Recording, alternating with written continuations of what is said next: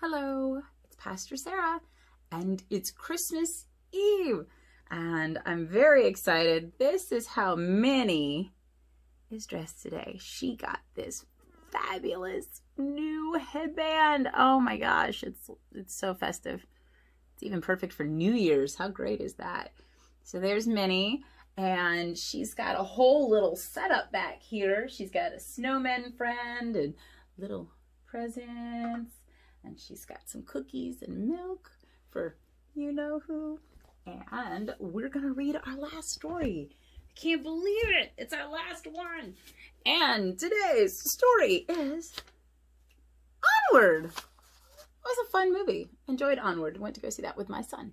So let's see what our story is today. In a world where magic had been replaced by technology, Ian Lightfoot was a shy teenage elf who lived with his mom, brother Barley, and their pet dragon, Blazy.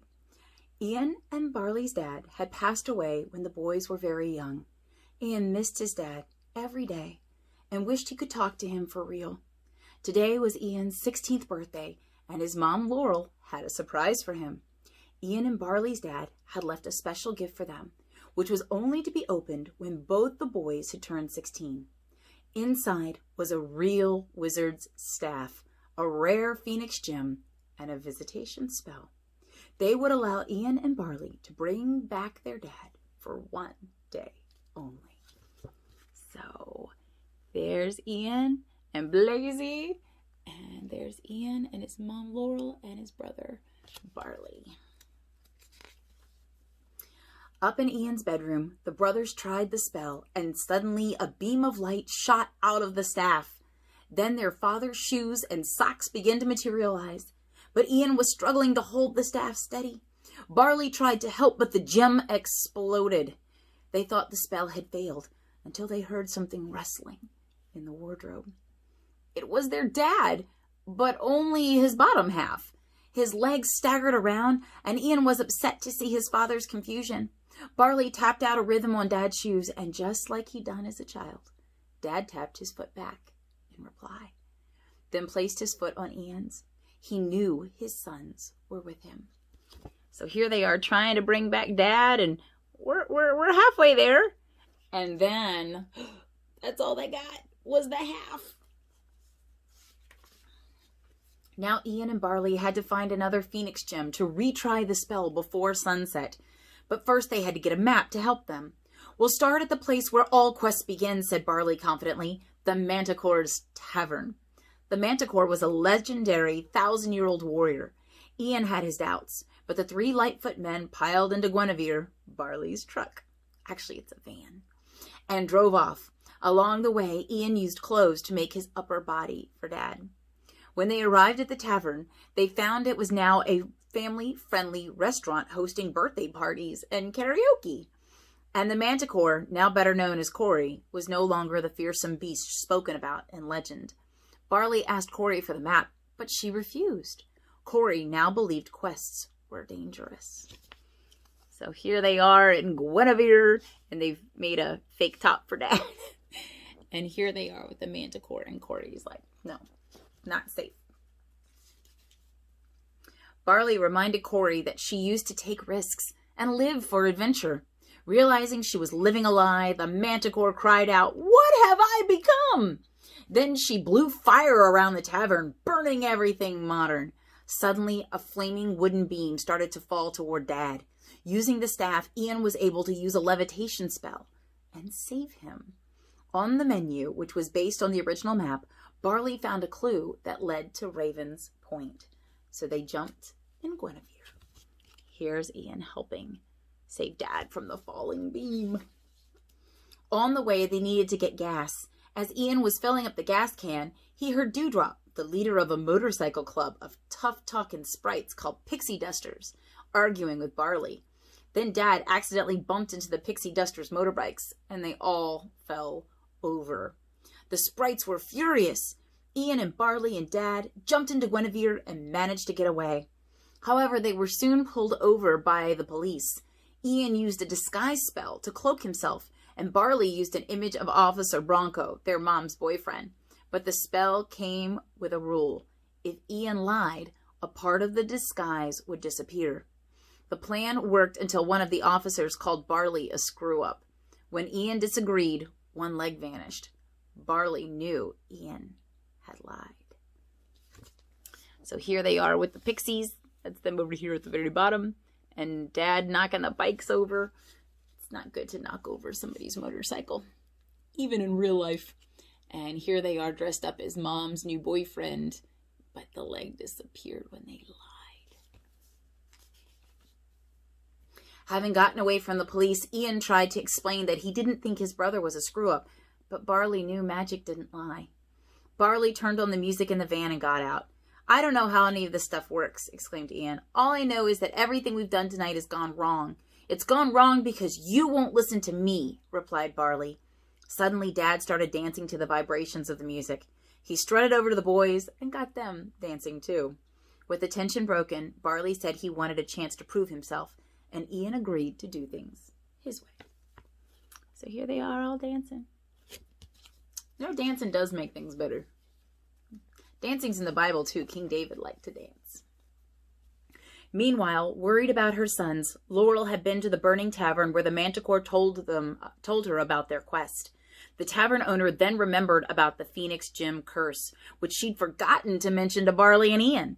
The only thing that would help against the curse was her enchanted sword, the Curse Crusher. They raced to the pawn shop and managed to get the sword back at an inflated price from the greedy owner, Grecklin. Back on the quest, Ian, Barley, and Dad had reached a statue of a raven. Barley realized that the clue wasn't leading them to Raven's Point. It was telling them to go where the ravens were pointing. Sure enough, when they looked in the direction the statue pointed, they could see another raven in the distance. Ian was impressed. Maybe his brother had been right all along. So here's Mom and Manticore getting back the Curse Crusher sword. And here they are figuring out which way to go.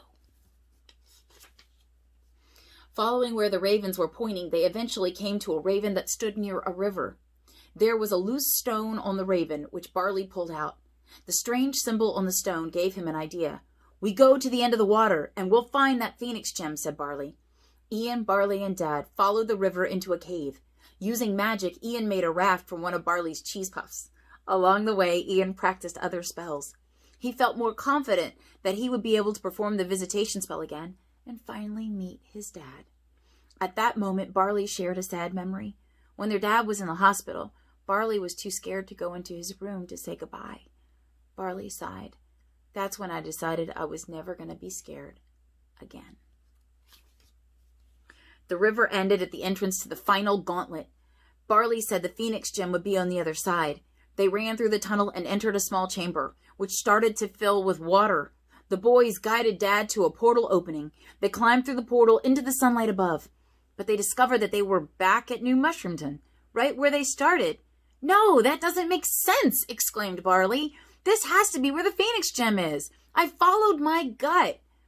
Ian was crushed. He trusted his brother, and it had gotten him nowhere. Ian walked away with Dad, leaving Barley alone. So here they are getting through with the room being filled with water, and now they're back in their hometown. That was not what they expected. Ian sat on a cliff as the sun began to set and pulled out the list of things he'd wanted to do with his father. He was about to scribble them all out when Ian realized something. He'd done them all, not with Dad, but with Barley. He thought about all the times during his life that his brother had encouraged him, had fun with him, and had helped him become a better person. Barley had always been there for Ian. Now Ian would return the favor. In the meantime, Barley noticed that the stone from the raven statue fit perfectly in the old fountain. It opened up and a hidden chamber revealed the Phoenix Gem. Ian returned to help, but suddenly a smoky mist poured out of the fountain.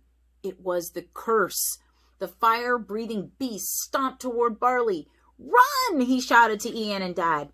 Just then a dark shape swooped down from the sky.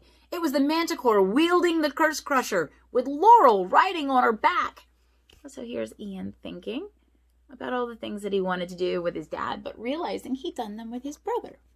And here's the dragon that comes because of the curse.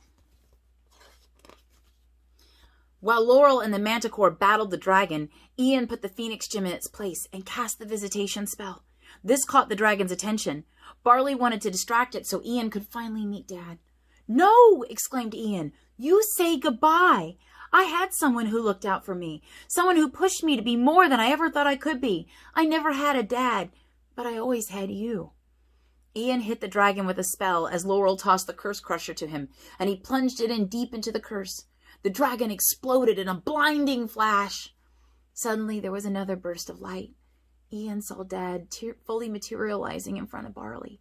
Tears filled Ian's eyes as Barley and Dad talked. When the sun set, Dad hugged Barley and then disappeared. Barley told his brother how proud Dad was of Ian. Ian smiled. "Well, I owe an awful lot of that to you." "He kind of said that too," said Barley. "Oh, and he told me to give you this." Barley gave his brother a big hug. So here they are defeating the dragon, and here are the brothers hugging.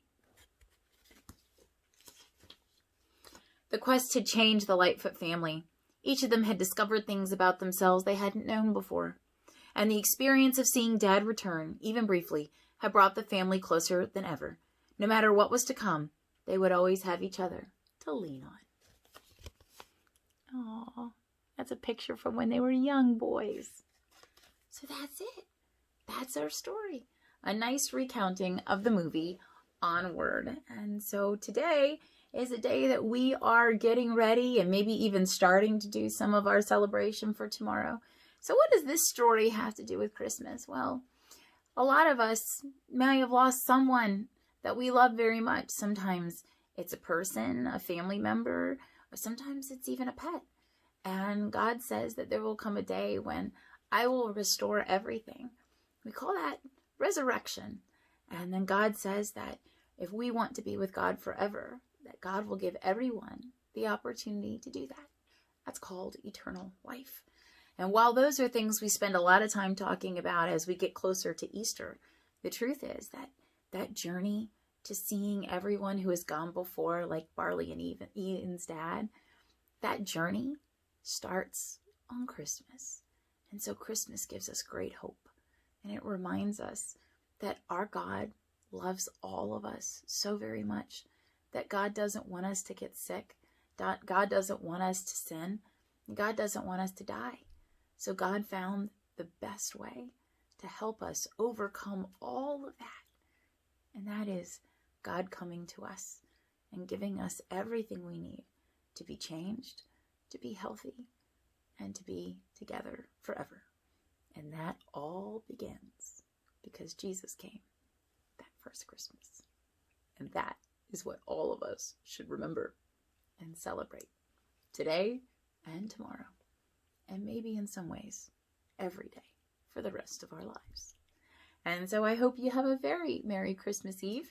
I will have a different story for you tomorrow that didn't come from our big Advent book. And I look forward to seeing you tomorrow. And maybe there'll be one more surprise for Minnie back here. Have a wonderful and very Merry Christmas Eve.